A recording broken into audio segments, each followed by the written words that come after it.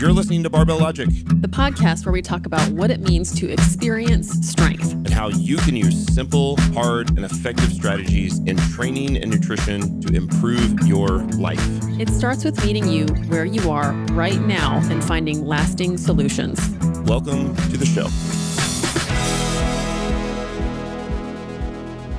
Hey, everybody. Welcome to the Barbell Logic podcast. I'm your host, Nikki Sims, the CXO of Barbell Logic, as well as a strength and nutrition coach. And I'm Andrew Jackson, Chief Operating Officer and Product Manager for Turnkey Coach, as well as a strength and nutrition coach at Barbell Logic Online Coaching. And we just had a great night of sleep. I thought it would be cool to start with some sleep bragging and heart rate bragging. Okay. How'd you do? Definitely close it in on 3 hours of deep sleep. Which is pretty rad. That seems to be like a regular now. I think it's because the air is so cool. It's been wonderful. And I had, I think, a low heart rate PR, which I think you did too, yesterday for the whole night. And I sleep for a long time. It's like 8 to 9 hours. So my average was 41 BPM. Wow. Yeah, for average, which I think is pretty cool. I think the lowest it got down to during the night was 34. So I was wonder resting. what the minimum heart rate is that you can still function. Yeah. Like, don't you get like alarms warning you that you're about to die or something? Yeah, the Apple Watch, there's a low heart rate notification, anything under 40. Yeah. I have all that silenced when I'm asleep, but I had 20 notifications that were silenced for my heart rate being scary low. And that's like based on when somebody should call the ambulance, or can you adjust that setting? Or is that just I don't know. I haven't tried to. Humans shouldn't be going below 40. I kind of feel proud of it. So, but I know that's an issue. Like if you actually have a heart problem, or it could be like an indication of having a heart problem, but it's called like an athlete heart rate, which I don't know if I would really call myself an athlete, but athletes have heart rates like that. Yeah. I mean, you're getting down to a beat every other second. It's at the lowest. 2 seconds a beat. Yeah. That's wild. That's cool. Nice job, Heart. Yours was low. Low was 41. Yeah. So my average was 46. 44? That was 44. Which is the lowest I've seen it in a few years. Normally, I'm in the kind of low 50s, but I recently started supplementing with magnesium, about 400 milligrams just before bed, or an hour or so before bed. Same. And I've taken ZMA way back in the day where it was super popular, giving me funky dreams for a while. But I just kind of randomly stumbled across an old bottle of magnesium and started taking it and noticed that I slept significantly better. Tell the story of the first day you took it recently. I don't even remember. I just took it. And it wasn't bedtime. You took it in the middle of the day. Yeah, that's right. I took it in the middle of the day. I don't even remember why I thought it was a good idea to take it. I think I'd probably just brainwashed by Instagram at this point, because I saw something pop up about magnesium, and then I saw a bottle of magnesium, and I was like, okay. And the label said 400 milligrams was what the Instagram thing the guy was talking about, like taking 400 milligrams of magnesium. I was like, okay, let's give it a try. And then I just thought I was tired. The rest of the day, I was just falling asleep. Hilarious timing, because we were entertaining my sister and her husband. They had just flown into town, and I was like, cool, let's have this fun day. And poor you were all just I like wanted to do was take a nap. Yawning. We went shopping, and you finally found a couch in Anthropology to lay down on. Oh, yeah, that's right. I basically took a nap at the store. Yes. I have a photo. I'll have to send that to Paige. But it's great when it's actually bedtime. Yeah, maybe I'll give this a try closer to bedtime.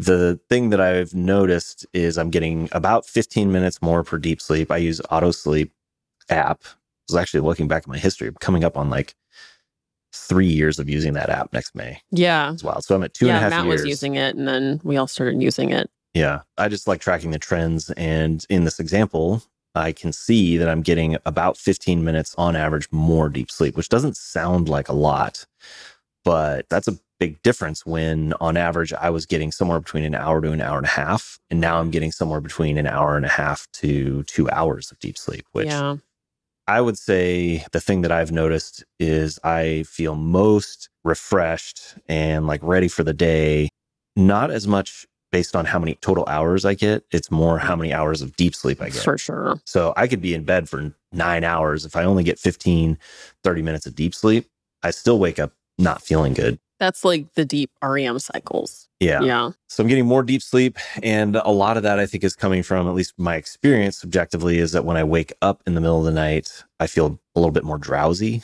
And so I fall asleep faster, which that's been historically one of the problems I'm having is waking up, whether it's to go to the bathroom or some noise or whatever. And then it's just that opportunity for my brain to just start spinning. Totally. And since I started taking the magnesium, that's just not happening. That's really nice. Zonk back to sleep.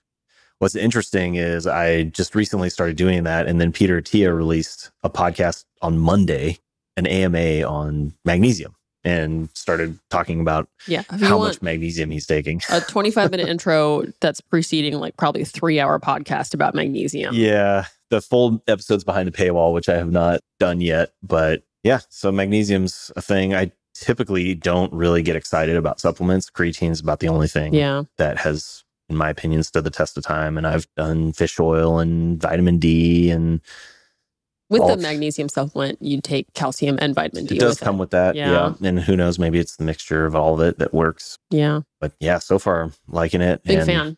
And then the lifts, I seem to be performing a little bit better, but probably because of the sleep. Yeah. I'm guessing. I think magnesium supports bone. Yes. I mean, it's definitely got a lot of benefits beyond just sleep. But yeah, anyways.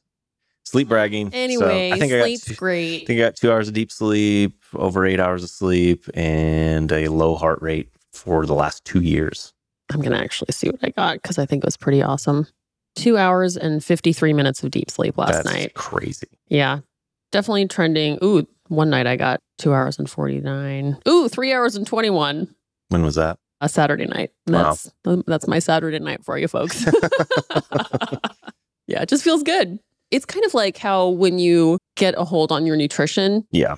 And you realize that you don't have to feel like a turd sandwich. It's the same thing with sleeping. You're like, once you know what it feels like to sleep well, I think I become like really sensitive to what it feels like when I don't sleep well. Right. You just notice how much better you feel. Yeah. Way less emotionally volatile. Totally. Yeah. Life just seems much less stressful. Yeah. In general. Yeah. And this one comes up a lot with clients. It's just like, hey, how's it going? Oh, man, I'm not sleeping. And yeah, or it takes 3 or 4 questions to figure out that they're not sleeping. And you hear a list of maladies that as you pull the thread and eventually get back to they're only sleeping 4 or 6 hours a night and they're falling asleep by having 2 or 3 beers, a glass of whiskey. Yeah. And that's how they help themselves get to sleep, which I would say the reason that in addition to the magnesium, the other major difference maker for me is not drinking. Yeah, it makes a huge difference. Same here. My heart rate will be, even with just one drink, my heart rate will be 2 to 3 beats higher. And then if I've had like, a couple, 2, 3 drinks, then I'm probably going to be in the mid to upper 50s. The more dense the alcohol, like a shot of whiskey will really pop me up, sometimes into the 60s. I've had a couple glasses of whiskey and then sugar. Like it's because a lot of times the drinks will come with that. It's like it's a poison. Yeah. Yeah. No alcohol and then not eating and drinking close to sleep. Yeah. I find I need a way to give my brain something else to, I guess, focus on. That's not going to be all the things that I could have, should have, need to do. Which for me is I just read easy to read books on my Kindle. About murdering other people? I don't read them. It's not like a how-to manual or anything. Or I mean, you probably pick up a pretty good number of tips and tricks, though. I could be a resource. But here's the thing. You only hear about the people who got caught. That's true. Mm-hmm. That's true. And I don't read like true crime. I'd read like detective. But you also hear about how they didn't get caught for like 10 or 15 years. Mm-hmm. And then they got caught because of a parking ticket or something, right? For DNA. It's a big one now. Yeah. So you probably know the best practices and the thing that trips everybody up. I could come in handy. So that's how you put yourself to sleep. Yeah, because it's, some books are just not good books and I don't care very much. So it's okay if I just conk out the next night I read it. And I'm just like, I don't really remember what happened last night, but I don't really care because it's fine. It's usually a series. And in a lot of these series, they kind of reintroduce a lot of people multiple times. So it's just like not anything that I'm super invested in that prevents me from thinking about base camp and thinking about, problems that I'm trying to solve, which there's a place for that, which I just like that to be at other times. And I'm not trying to hit my deep sleep numbers. I started reading before bedtime Plutarch's Life of Alexander the Great upon recommendation from Carl Schute. Is that like insta sleep? It's pretty quick to sleep. Yeah. It's not written for the modern audience, as you might imagine. This book is something, thousands of years old, but kind of interesting. Yeah. I imagine what it must be like as somebody who's trying to write a book about a very famous and powerful person during an age where there was no way of recording events other than telling somebody or writing it down on paper. And I just think about how hard it is to understand the truth of what's actually happening in an era where we have almost everything on video and audio in real time. Yeah. And these are these are written They're stories. human accounts. And it's like 5 people can watch the same thing and you'll get 5 different versions of the same thing. Right. Yeah. And so you'll read these, paragraphs, which is also a translation. Right. And probably multiple translations. So you have lots of context. Sounds like you're talking about the Bible. It kind of reads a bit like it, actually. It's sort of almost borderline run-on sentences of he said, she said, he did, this happened. And it, you're reading these stories that are talking about names and places that I have no idea. I mean, I would have to do so much research on one sentence just to understand what the heck they're talking about. But you pick up, the general idea of what's going on. But it's just sort of it's just interesting to imagine because it's just a dude being a guy that happens to run the most powerful country in the world at the time. Yeah. And some of the drama is like, they're drinking, they're having a party, they're in the cups, quote unquote, and basically just talking smack to each other and getting mad at each other and being insulted. And then they call up their buddy and have him go talk to the other guy. I don't know. It's almost like, I don't know. This is probably way oversimplification and very uneducated of me to say, but I feel like I'm watching an episode of The Kardashians. Like Alexander the Kardashian. Except, oh my God, they're invading, sacking towns and taking over their wives not and just stuff. Talking trash on Instagram. Yeah, modern day warfare. But it's a lot of ego and delusions of grandeur. They've got people casting spells and chants and running around naked to gods, and I don't know. It's pretty wild. But yeah. Good bedtime good material. Dudes being dudes fodder there. Every time, like, I remember watching a Viking movie. I can't remember what it was called. And it was just like something that happens all the time, apparently, when you were living in the Viking era is people come in and kill your family. Yeah. And then the survivor is just completely overrun with revenge. And that's all that matters. And it's so interesting that life means so little and yet so much back then. And I'm sure that was the tale of time for a long time until light bulbs came around, like in very modern history. Right. It's kind of tying into what we're talking about now. It's just like things are nice right now. Like life isn't Relatively too speaking. hard. Right. There are hard things going on in the world for sure. But for many of us, like, I broke my coffee cup this morning and I had a meltdown. Like, life is good. And yet we still have this drive to do difficult things because we know we grow from that. And that's been a resounding theme in why we like lifting, what we get out of it, how we have to endure that discomfort to grow. And we've been talking about it lately on this 6-month promotion we're running. It's just like, we're not really afraid of hard things. We actually really like them. We're afraid that we're putting our time in the wrong place. Yeah. And I think especially when you're older and you get more clear on what's important to you, time is so important to you. And so you want to know, if I'm going to invest my time and make a bunch of trade-offs into this hard thing, am I going to get what I want out of it? And sometimes you have no idea where you're going to get out of it until you have done it for a certain period of time. Yeah, especially when you're trying to change your body. That takes months of consistent hard work. And most of the fitness industry is selling something that's hard today, and it feels like you're doing something hard in the moment. You're getting hot and sweaty. And there's some benefits to that, to exercising. Doing a spin class feels hard, but it isn't the same as strength training for 3, 6 months, a year, 10 years, where you are fundamentally changing your bone structure, your muscle structure, you're creating new tissues, your ligaments are changing muscles, which is a major organ in your body, affects your metabolism. Yeah. And changes the nutrition needs that you have. These are massive changes, both physiologically, but then also the habits that are required to sustain that change over a long time requires a lot of energy and intention, which, to your point, if you value your time a lot, is a risk to invest that much time and energy into something that you're not really sure how to do. And I think that's the thing that we can provide most for our clients, is that experience and expertise to know how to move somebody from A to B efficiently and effectively without them having to spend any time or energy worrying. And you don't have time to hesitate when you're trying to get significantly stronger. And you don't have time to become a coach with 15 years of experience before you start lifting. Right. You could spend the next 15, 20 years trying to figure out how to become a good lifter. And part of that is lifting. Part of that will be lifting. Yeah. But you're probably going to make a ton of mistakes along the way. You're going to go down rabbit holes that you don't need to go down, and you're going to have setbacks, and you'll encounter situations that you're not sure how to get around. And all of that makes it hard to establish the habit and get the results.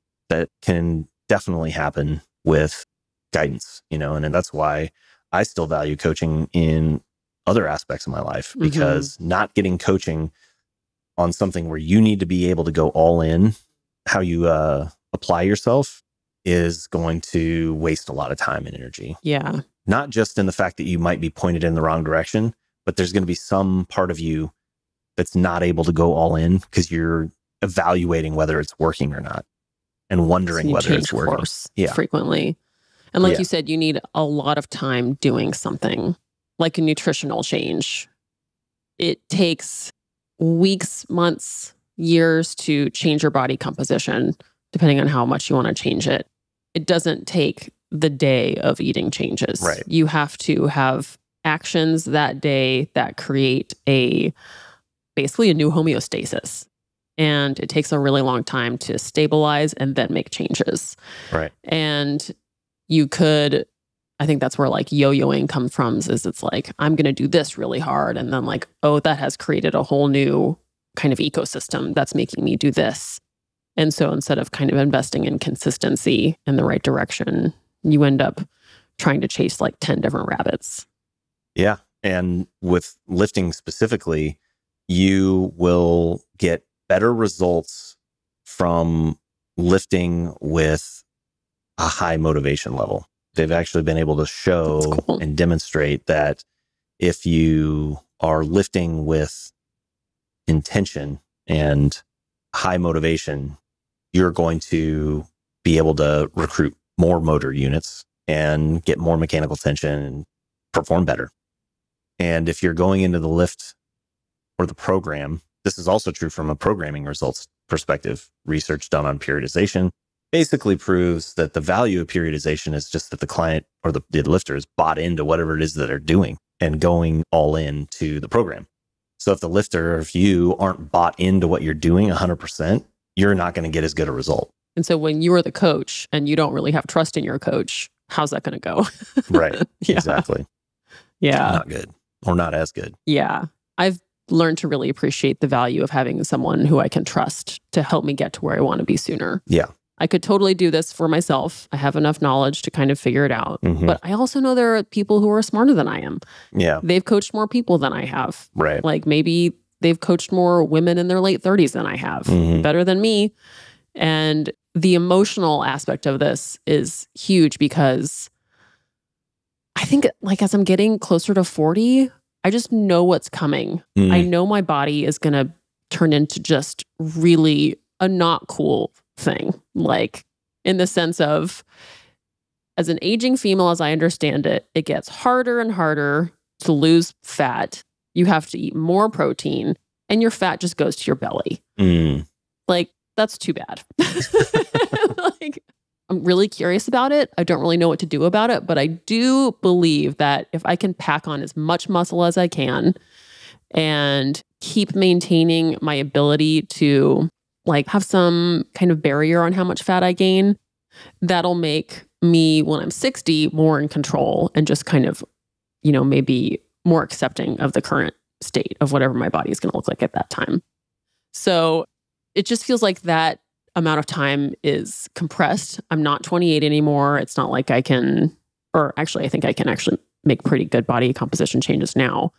But I just want to know that I'm continuing down that path because I don't want to lose control as I get older. I want to take the time to build those habits and build muscle.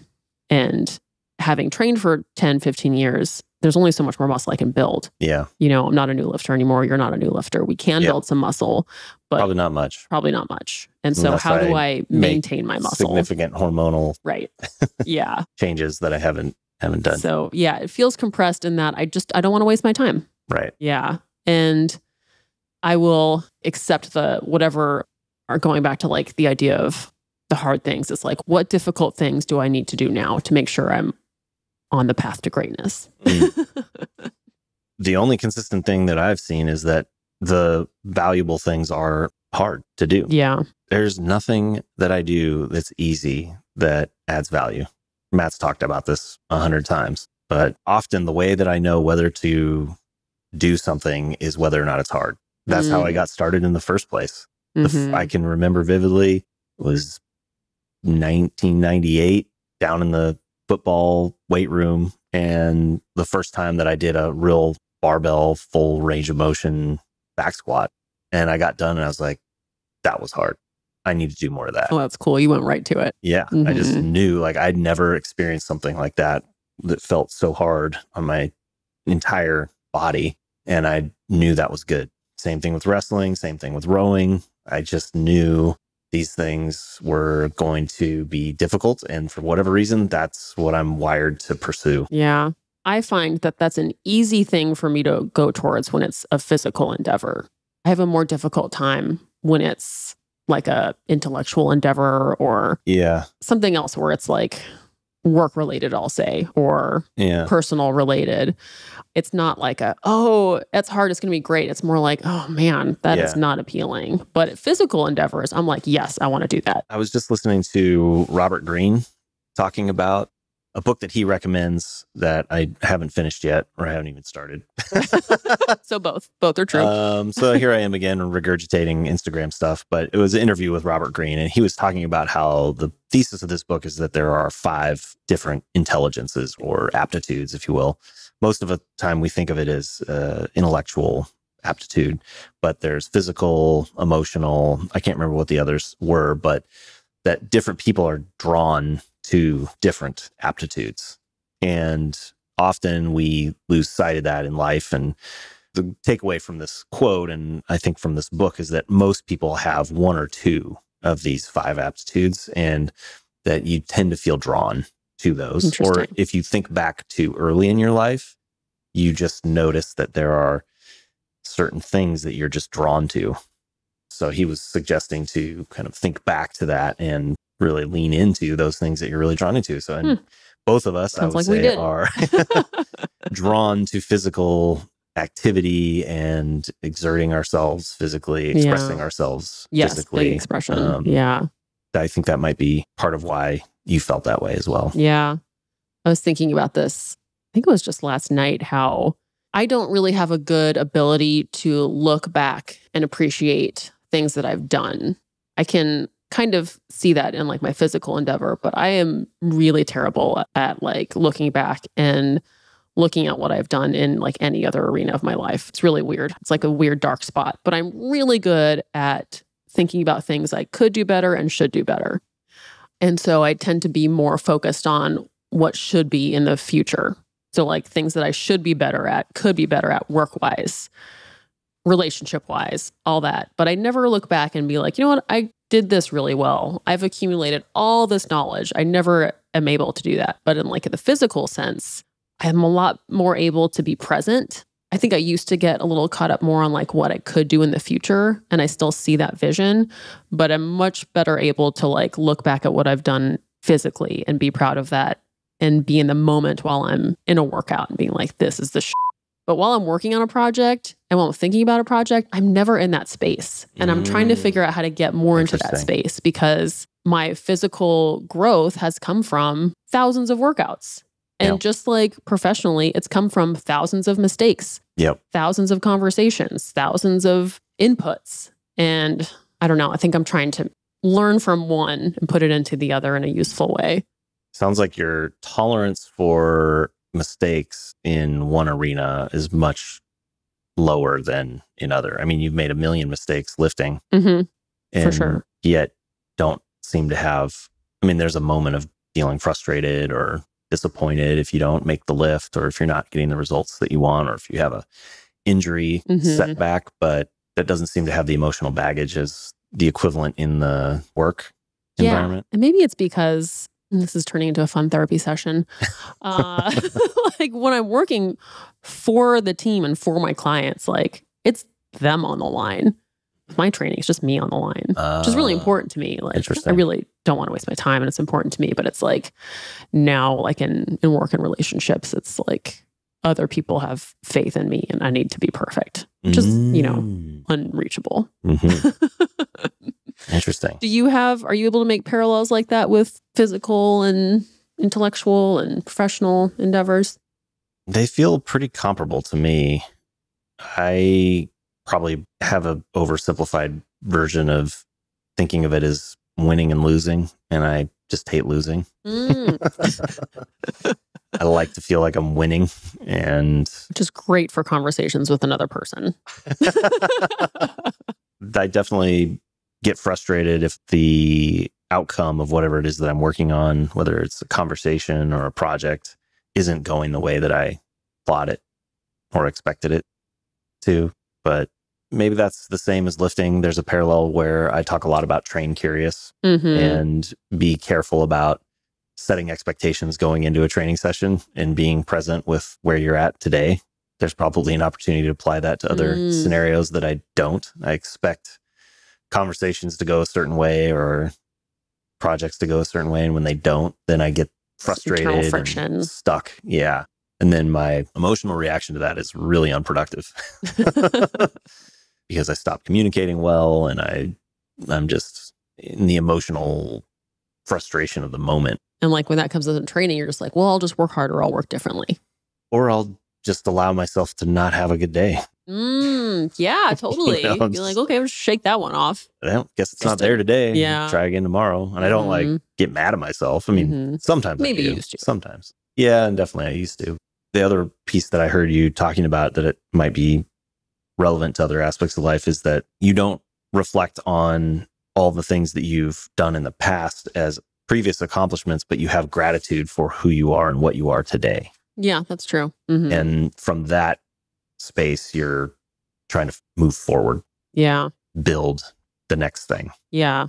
But gratitude for what you are now, which I believe is an accumulation of the habits and choices that you've made for the last 38 years, is a different way of saying the same thing without having to go back and point out individual accomplishments and failures. Yeah. I guess it's easier to map out like, I trained for this, I accomplished this, I worked out this many times, and it's not as precise and able to be articulated in other endeavors, but it still happens.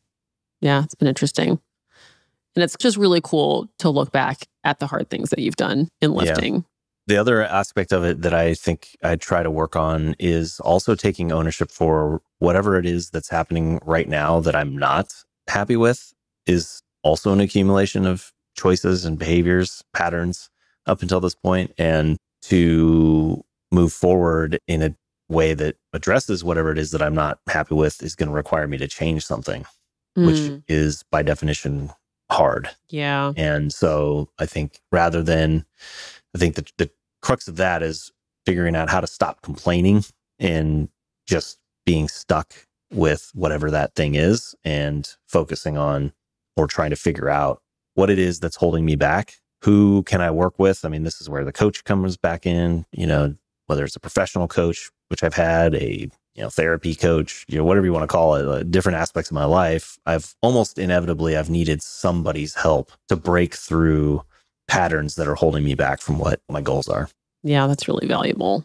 It's really hard to know or to be objective about what patterns or decisions you're even making. True. Because sometimes you just have a blind spot. Blind spots are it's cliche, but they're real and you just don't see it until somebody's like, do you realize you're doing this? I was listening to this conversation. Huberman was interviewing this author, and I think it's rather prolific writer, Adam Grant, about blind spots and opportunities. And it made me like, should I ask the team what my blind spots are? Am I vulnerable enough and open enough to ask for that? Because I really, having seen other people's blind spots, like, I don't want to be like inflicting my blind spots on other people. But it's like you have to be really vulnerable, and then you have to spend months making changes around that awareness. Yeah, my experience with that in previous lives where they were called 360 evaluations, where you get feedback from your peers, your boss, and your employees, your direct reports, and sometimes even second level direct reports. And it all just comes at you in this giant wave of feedback. Fortunately, in my case, I was working with a coach at the time to sort of help evaluate that. But it's a little bit of a project to be able to read between the lines of the feedback, because the feedback is also coming from an emotional. True. And they're given the opportunity to be like, what do you not like about this? Exactly. Yeah. So there's all kinds of things. So in my case, I was reading all of this feedback that as I read the individual feedback, I would push back against it, or I disagreed with facts or things that were included, or didn't agree with the perspective at all. But if I step back to look at all of the information as a whole, what I observed and what I worked with my coach on recognizing was that I was not maintaining relationships with people that were outside of my immediate work environment. So I had really great relationships with people that I would work with day to day on solving problems. But I had a lot of relationships that were at other sites, or I only had one interaction with a month, maybe, or often it was only email. And so I just wasn't taking additional time out of my workday to invest building and maintaining these relationships, which in the position that I had, that was very important, because that influenced resources that I would get, perceptions that were important to influence because of where they were in the leadership structure. And long story there, to the point that feedback, if you were to ask for your team for feedback, isn't on its own going to tell you. They're not going to just be able to say, here is your blind spot. You have to look through to see what the pattern of problems are that you're having with this array of perspectives, and try to tease out what it is that you want to work on. Or if you have somebody that's a coach that can help do that. But that's basically what the coach that I worked with did. They did a series of interviews with everybody around me. Jeez Louise, this is intense. It was super intense. But like we've been talking about, hard things. Growth is very hard. Change management is very hard. It's emotionally difficult, intellectually difficult. Just hearing it, first off, but then to go in and change behavior patterns that are often deeply emotional, kind of reactionary, amygdala level. Yeah. You have to act contrary to yourself. Be like, this is what I would normally do now.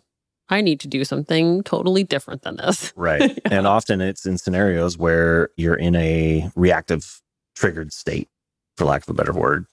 It's like those are the moments where you have to interrupt when you're at your worst. Figuring out how to interrupt and change the behavior is brutally hard. Yeah. So all that to say, knees out when you squat. Well, like you said, like there's growth from hard things. Yeah. If you kind of stick with it, or you can just walk away from it and be like, no, thanks. I don't want to do that. That Adam Grant interview, he also mentioned a study in which people found if you only do the things that you really, really, really like, doing the things that you don't like become more awful. Oh, so it's worth enduring the things that you don't love doing, the voluntary hardship things. Right. And it seems to actually have importance to making the things that you love even shinier and more wonderful. And it's worth kind of enduring certain things, like making trade-offs to train, to enduring that discomfort, to like training. You become vulnerable because you go into it, like you sign up for a coach, you're first getting into it, you've been inundated with visions of what it could be like and what it has been like for other people. And then when you're on your own journey, you're potentially all of a sudden comparing yourself to that. And that's being vulnerable. Yeah. And from that comes like an ability to appreciate yourself, an ability to learn, and an ability to be open-minded. But you have to kind of move through those states of being vulnerable and working with a coach who's just going to help you point yourself in the right direction, but also tell you what you're doing wrong, which is like you were saying a few minutes ago. That can be a tough thing to hear when you're trying so hard to do it right. Right. You're trying so hard and giving it everything, and it's not going to be perfect. And that's okay. Yeah. Anyway, I'm excited to go work out today. Well, hopefully you took away a couple nuggets from this somehow. And I really appreciate you listening, and that you also appreciate doing things that challenge you and make you grow. I think that's what really brings our company together, honestly, is we're always like facing a new challenge and figuring out how to be different than we were before. If you would be so kind as to give us a review, we would really appreciate that. Give us a share, and we'll see you next week on Barbell Logic. Thanks, Andrew. Bye-bye.